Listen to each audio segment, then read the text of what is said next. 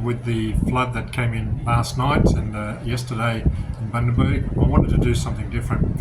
You can see probably a little bit in the background, the water is more brown than it is blue. That's because the amount of water that's pouring through the Burnett River. And we're going to go through just quickly as information for you on what the cause for the flood was this time, what the impacts were, give you some examples, and have a look at what the immediate and short-term future is going to be looking like for now. We had recently, in the last 4 or 5 days, we had about 600 mils worth of water, or rain as others would call it. It was almost sort of measured in feet rather than inches nowadays. The point with the water is we had some minor road closures, but nothing really that caused any issues. So the flood wasn't caused by the rain, and that's one of the things that people need to understand at this particular point of time. What has happened, however, is you've probably noticed in far north Queensland and Western Queensland, we've had our regular annual monsoons go through and a lot of low pressure troughs, which have brought a lot of rain out west. All the water from that area has now gone into the river systems, and like a bad traffic jam, there's been a lot more water than what the rivers can handle. And all rivers flow to the ocean, except for South Australia where it goes to the inland sea. But the water that goes in Queensland comes through to the rivers and the coastlines.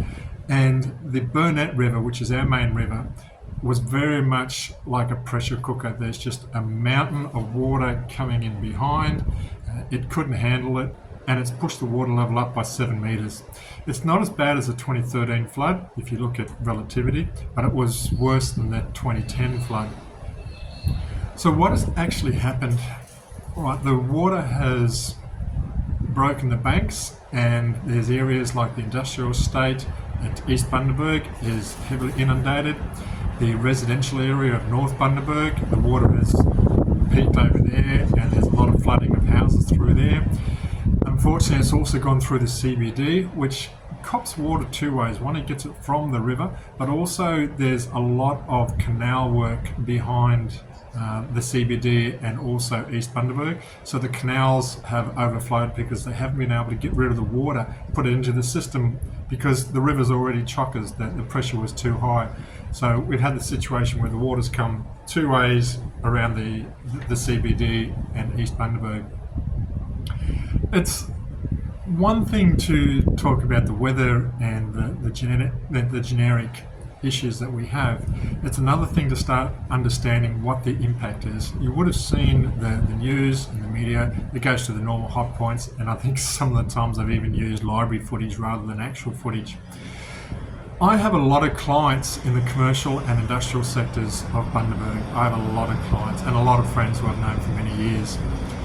Places like Princess Street, there's a lot of flooding through there. I've got a business that I sold recently. That's one of the helicopters, probably got a lot of politicians in it at this stage. As I was saying, I've got a lot of friends and clients in the East Bundaberg precinct, particularly the industrial area. There's car details that we sold to recently. They were fine. If you go down Collins Street, I've got clients in there that have a lot of machinery. They were okay because the water didn't go quite up that high. I've done some work with some new clients down the bottom end of Collins Street. They've been inundated with water because Collins Street goes downwards as it goes closer towards the river. The sugarcane that goes to the Bundaberg East Sugar Mill comes in two ways. One is through the train network. There's small locomotives with carrying about up to 50 trailers worth of sugarcane, and also then you have the transport, and Augusta's the transport. I was only there probably 2 weeks ago talking to the next generation who is taking over the business and running the business from an operational point of view, and we're just being happy with the fact that the floods have been a good 13 years since the last one, and now here we are there. You go further down into an area called Massey Street. I've got a lot of clients. Once again, I went and visited a new client 2 weeks ago, and we spoke about how far the water level had gotten there in the last flood. He'll be inundated.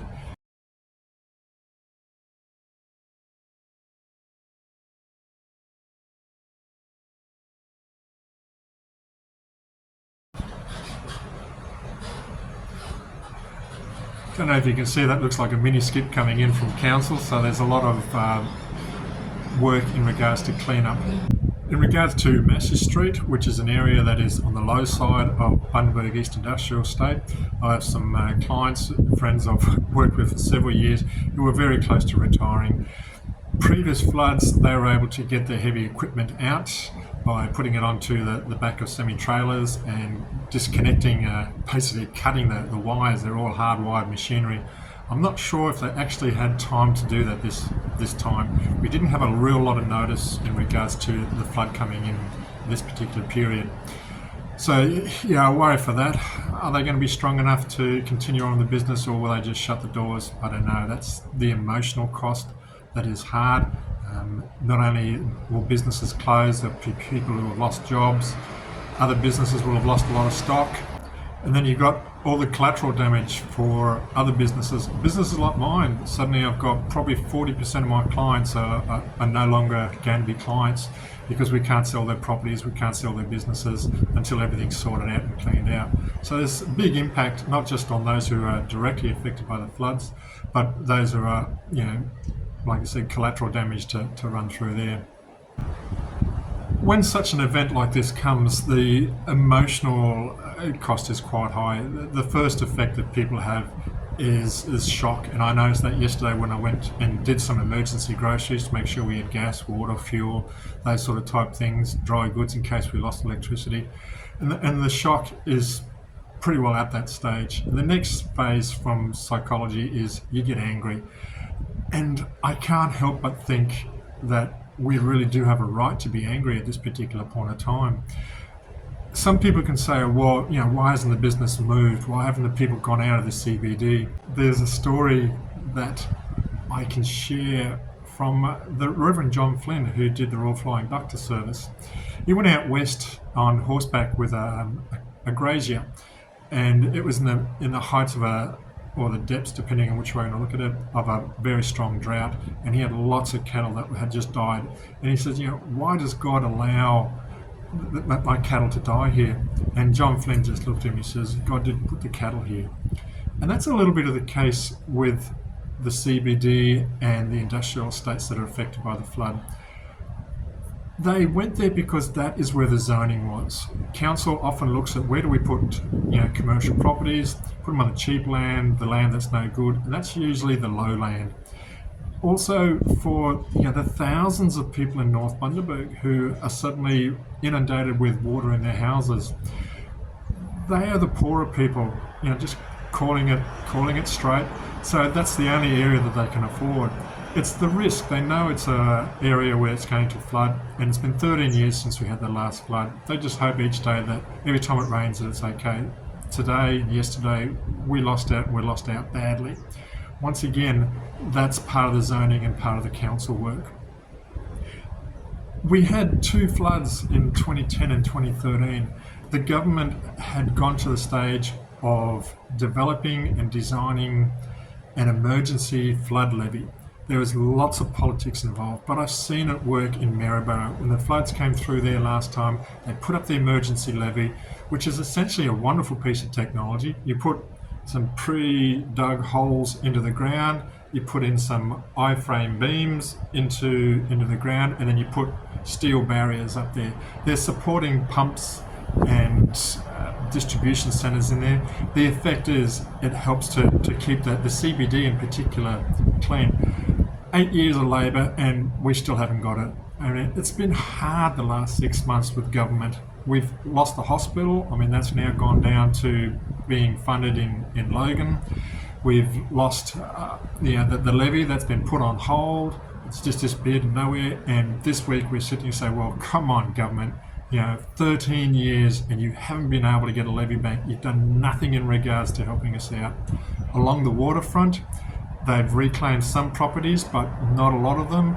The RSL Club have set up a new branch at one of the buildings that had been previously heavily inundated. I'm talking meters. They're right on the waterfront. Great view, for every other day of the year, but totally inundated, and that was going to cost them a fortune. The impacts will also be organisations like insurance companies. What they did last time is they just put the prices up for everybody in the 4670 area. That's a huge postcode for Bundaberg. It covers probably 50 k's wide and probably 100 k's, 50 and 80 k's. Not all of it's flooded. Get real insurance companies.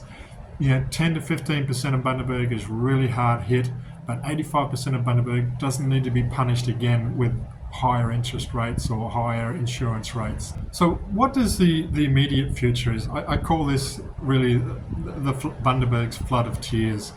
The pain is going to be the businesses. They've lost stock, lost machinery, you're going to have to lay off staff, and there will be support coming from governments, both local and state, and probably even federal. What I ask is that we do it quickly. Don't make the benchmark that high that you need to have a bachelor degree to fill out the paperwork. Be real. Recognize that a large part of the contribution of the fact that what's happened is your fault, so get real with it. What can you do to help? Look, probably the first thing is don't get overawed by it. Like I said, 10 to 15% of Bundaberg's been affected badly, but affected. Don't shut out all of Bundaberg at this stage. Help Bundaberg rebuild. If you've got business in Bundaberg, or you've got supplies, or you've got contracts, it's immediate cash flow that we need up here. You can help also by, like and subscribe this video. It'll let YouTube know that this message needs to get out to more people, and social media is an incredibly powerful tool. I mentioned that my business is going to cop it hard, so if you've been a fan of mine and you appreciate the work that we've done, you can do something simple. Just buy my latest book, Commercial Reality, How to Buy Commercial Property Like the 7%, because any money that's gained from that will go straight back into the local economy. That's what I use to help pay my bills, buy my supplies, pay my contractors. Just simple things like that. If it's not for yourself, buy it for somebody else. If nothing else, we really do appreciate your support. It's a tough time right now. We'll get through it. We've done it before. And feel free to leave some comments of encouragement so that those in Bundaberg who are reading and watching this video can also realise that we're not alone. All right, take care and God bless.